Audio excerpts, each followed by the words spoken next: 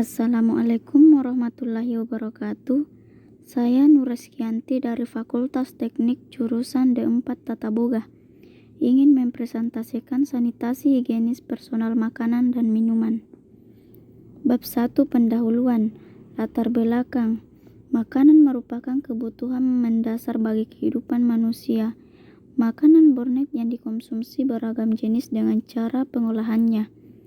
Makanan-makanan tersebut sangat mungkin sekali menjadi penyebab terjadinya gangguan dalam tubuh kita, sehingga kita jatuh sakit.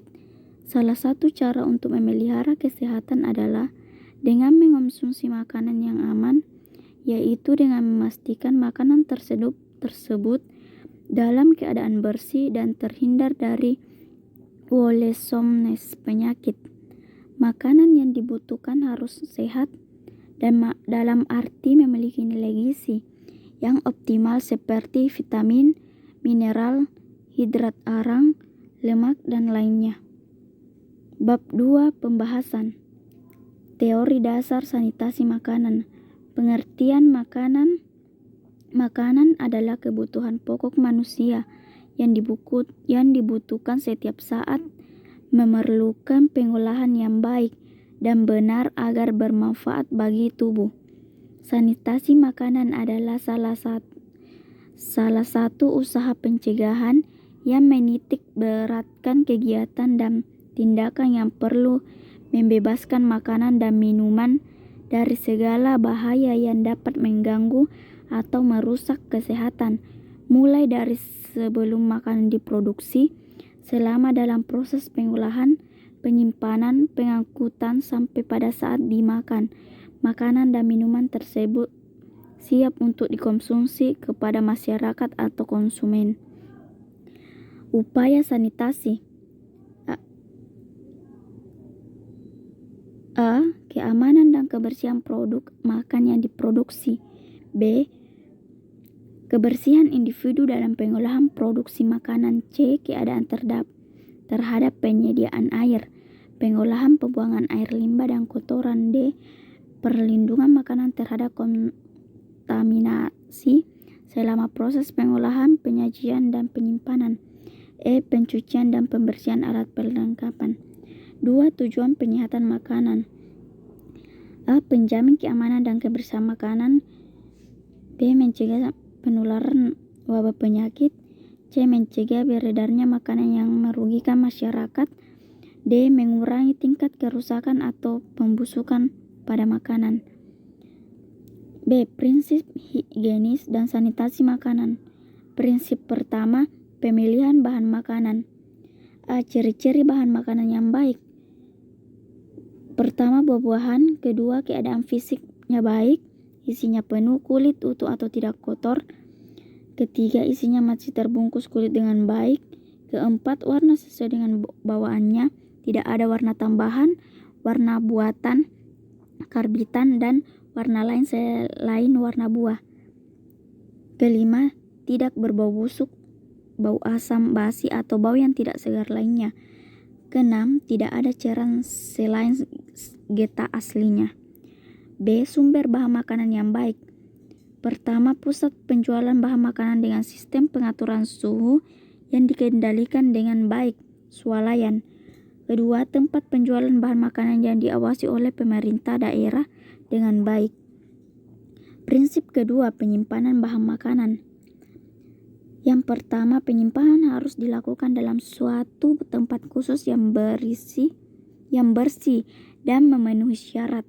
Kedua, barang-barang harus diatur dan disusun dengan baik sehingga mudah untuk mengambilnya, tidak menjadi tempat bersarang atau bersembunyi serangga dan tikus, tidak mudah membentuk dan rusak.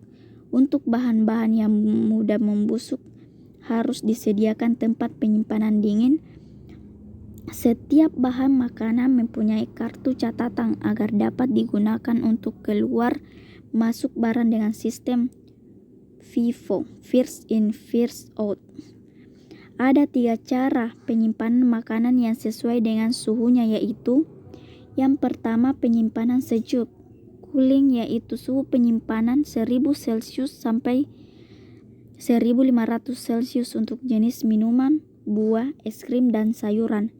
Yang kedua, penyimpanan dingin. Chilling yaitu suhu penyimpanan 400 Celcius sampai 1000 Celcius untuk bahan makanan yang diprotein akan diolah kembali. Ketiga, penyimpanan dingin sekali, frozen, yaitu suhu penyimpanan kecil 1000 Celcius untuk bahan makanan protein yang mudah rusak untuk jangka besar 24 jam. Prinsip ketiga, pengolahan makanan. A. Penjamah makanan. Tidak menderita penyakit mudah menular, misal batuk, pilek, influenza, diare, penyakit perut sejenisnya. Menutup luka pada luka terbuka atau bisul atau luka lainnya. Menjaga kebersihan tangan, rambut, kuku, dan pakaian. Memakai celemek atau tutup kepala. Mencuci tangan setiap hendak menangani makanan. Menjaga makanan harus memakai alat atau perlengkapan atau dengan atas tangan. Tidak merokok, menggaruk anggota badan, telinga, hidung, mulut, dan bagian lainnya. Tidak batuk atau bersin di hadapan makanan, jajanan yang disajikan, dan atau tanpa menutup hidung atau mulut. B. Persiapan pengolahan makanan.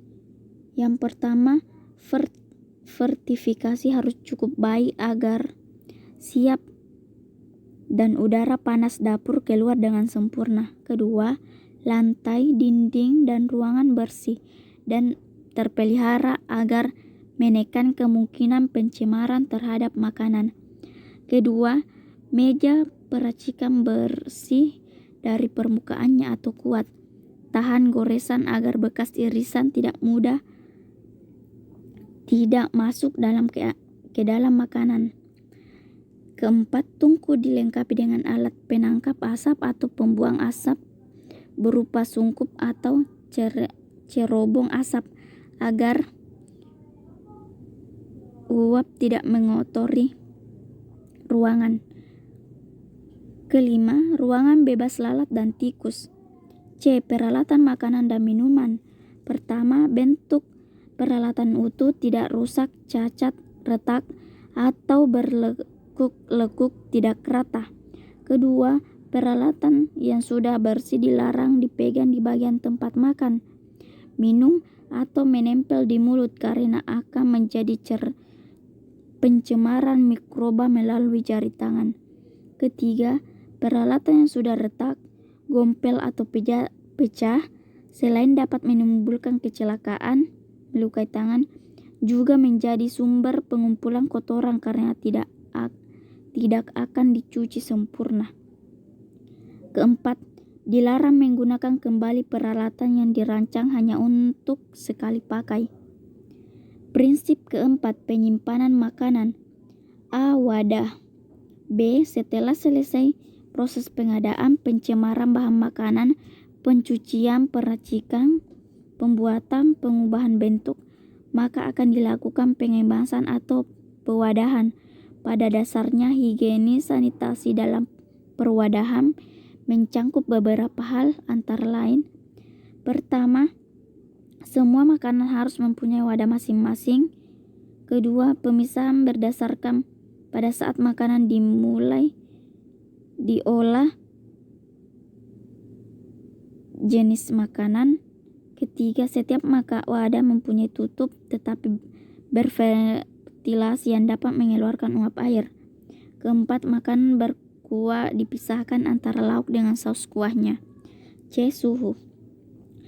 Yang pertama, makanan kering disimpan dalam suhu kamar 2500 Celcius sampai 3000 Celcius.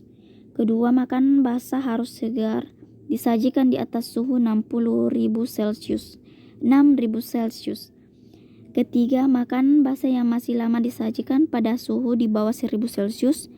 Untuk mencegah pertumbuhan bakteri, usahakanlah makanan selalu berada pada suhu di mana bakteri tidak tumbuh di bawah 1000 Celcius atau di atas 6000 Celcius. Suhu 1000 Celcius sampai 6000 Celcius sangat berbahaya.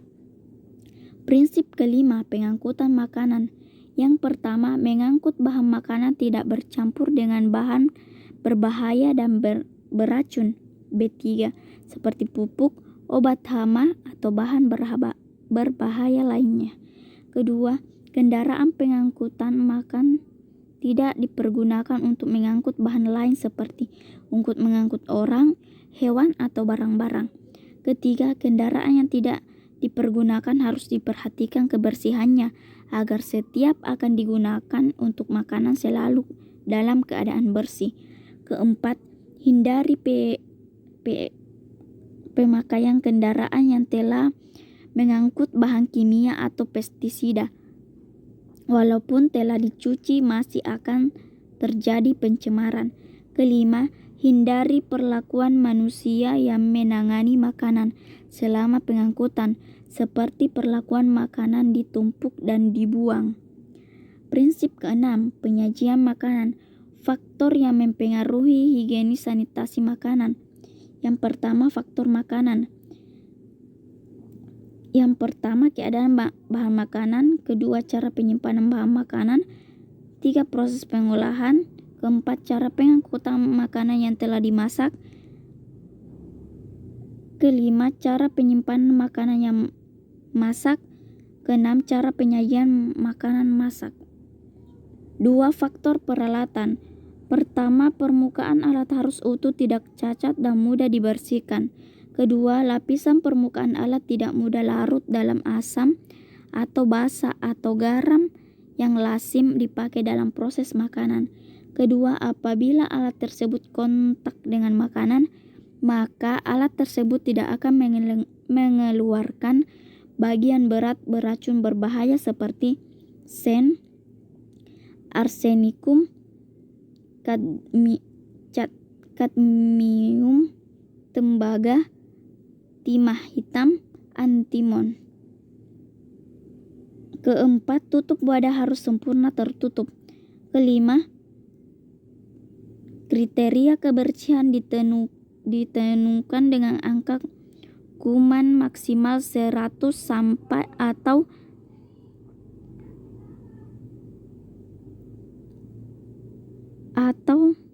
sentimeter permukaan bebas dari kuman E. coli. Ketiga, faktor makanan. A, kondisi bahan sehat dengan surat keterangan dokter. B, bebas dari penyakit menular, TBC, tipus, kolera, dan lain sebagainya. C, harus punya buku pemeriksaan kesehatan. Bab ketiga, penutup. Kesimpulan, agar makanan tetap aman dan sehat, diperlukan beberapa cara yang meliputi penyimpanan, pencegahan kontaminasi, dan pembasmian organisme dan toksin. Sebagai akibat suatu kontaminasi terhadap makanan, pada umumnya akan disertai dengan terjadinya proses pembusukan. Pembusukan tidak selalu oleh adanya kontaminasi, tetapi dapat juga terjadi oleh kegiatan enzim yang sudah terdapat dalam makanan itu sendiri secara alami. Sekian dari presentasi saya. Kurang dan lebihnya mohon dimaafkan. Wabillahi taufiq wal hidayah. Wassalamualaikum warahmatullahi wabarakatuh.